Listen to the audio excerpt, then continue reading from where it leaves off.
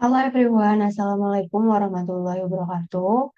I would like to thank to given me an opportunity in this special occasion. My name is Riris Andreni Pramudi. I'm from FL Accounting Extension Program 2024, Faculty of Economics and Business, Jakarta State University.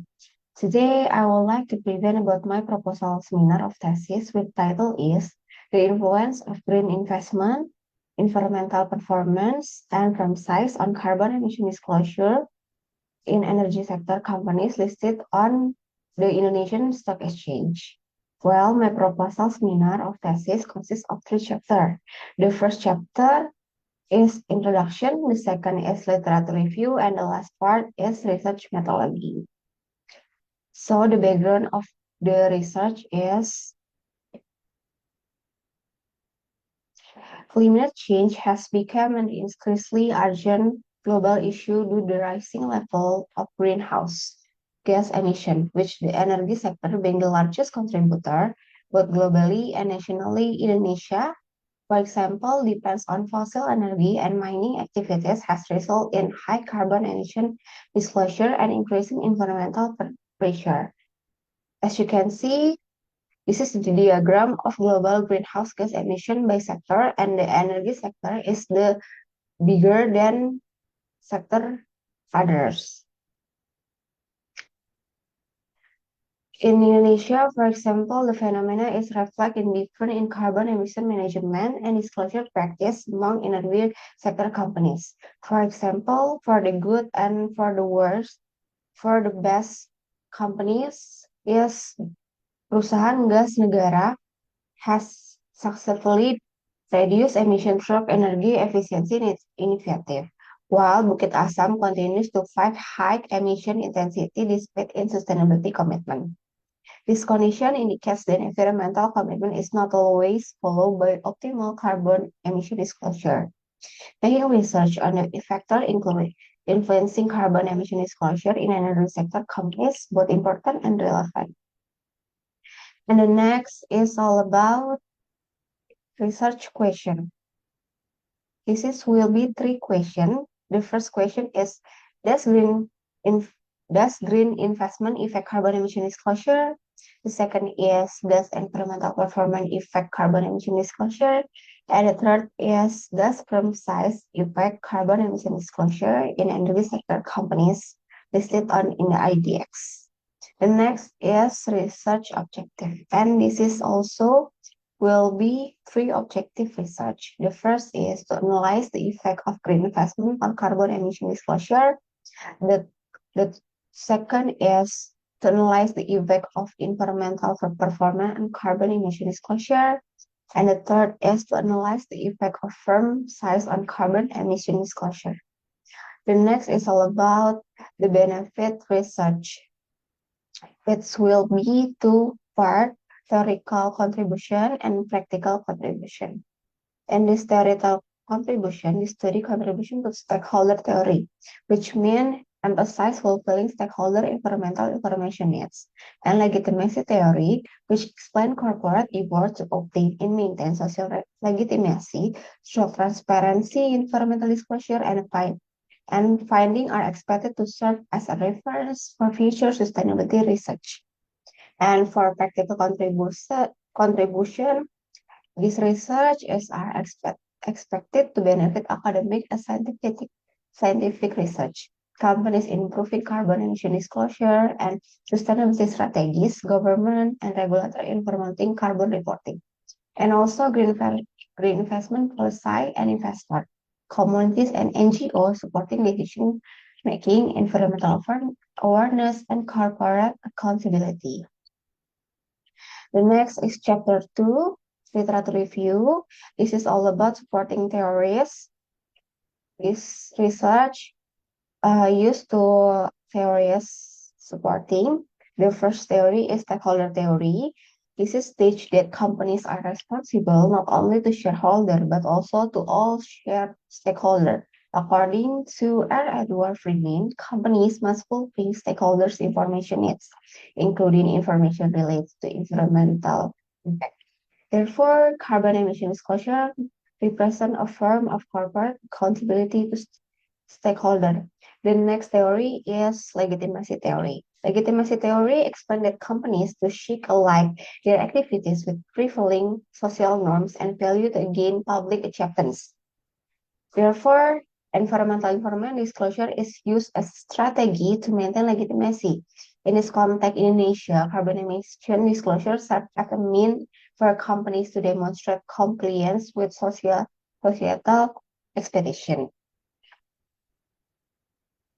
Carbon emission disclosure refers to reporting of emission information generated from corporate activities. Its purpose is to provide transparency to stakeholders regarding environmental impact and climate change. In Indonesia, carbon emission disclosure remains voluntary and is measured using the Carbon Emission Index, which consists of 16 indicators. The next is all about green investment. Green investment refers to investment allocated by companies to activities that support environmental sustainability. This investment reflects the implementation of environmental, social, and government, or we can call it ESG principle. In this study, green investment is measured by the ratio of environmental expenditure to total asset. The next is environmental performance. Reflect a company's ability to manage the environmental impact of these operational activities. In Indonesia, environmental performance is measured using the company's performance rating program, or we call PROPER, used by the Ministry of Environmental and Forestry. PROPER rating indicates the level of corporate compliance with environmental management standard. The next is firm size. Firm size represents the scale of company operation. Large companies tend to face greater public pressure to disclose environmental information. In this study, firm size is measured using the natural logarithm of total asset. The next is hypothesis development. In this research, it will be 3 hypothesis development. The first hypothesis is green investment has significant and positive effect on carbon emission disclosure. The second hypothesis, environmental performance has a significant and positive effect on carbon emission disclosure. And the third hypothesis, firm size has a significant and positive effect on carbon emission disclosure. The next is conceptual curve. This is the line of X1 X1 to Y, X2 to Y, and X3 to Y. Next is all about previous research. Here's some explain of previous research from this study.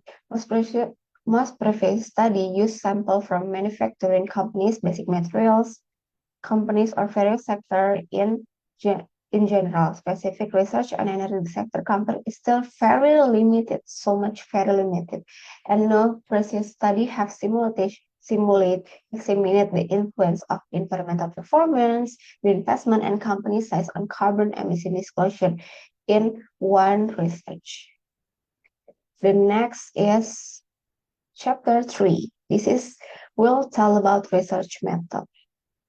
Population of this research consists of energy sector companies listed on the Indonesian Stock Exchange during the period 2022 until 2024.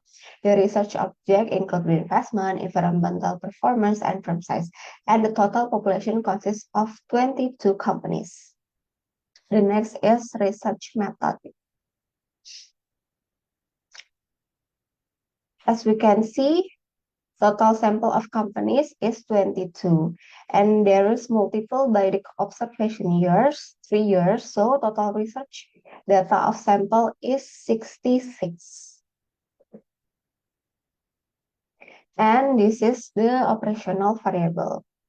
The independent variable is using carbon emission disclosure by carbon emission disclosure index, as we can call CHEDI, and this is have 18 indicators like category CC, WH, EC, RC, and IC. As we can see in this table, the next is independent variable.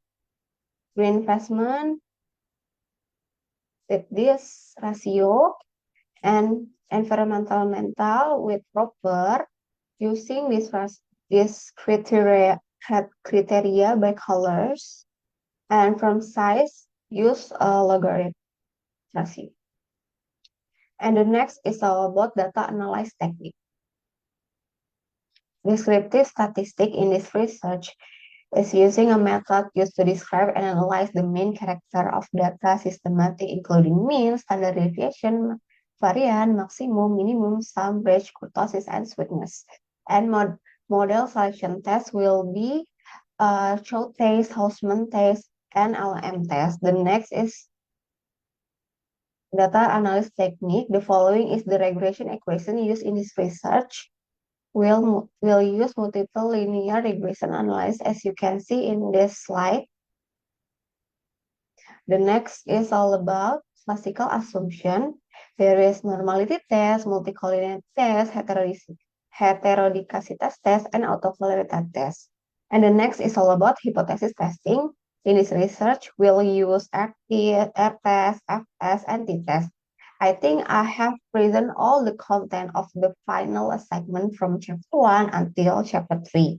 Thank you, thank you all for my presentation. Thank you so much for your attention. Wassalamualaikum warahmatullahi wabarakatuh.